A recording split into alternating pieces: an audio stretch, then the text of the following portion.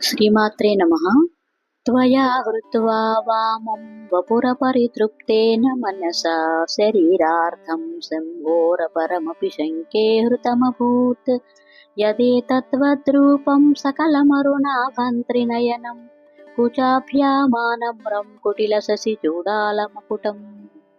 అమ్మా భగవతి, నీవు ఈశ్వరుని శరీరములో వామభాగమును అపహరించావు.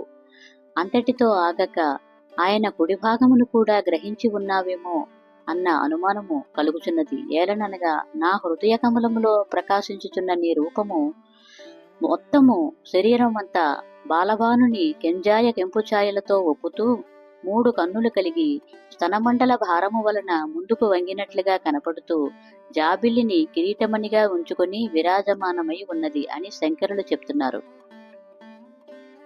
అనగా శివపార్వతులు అభేదము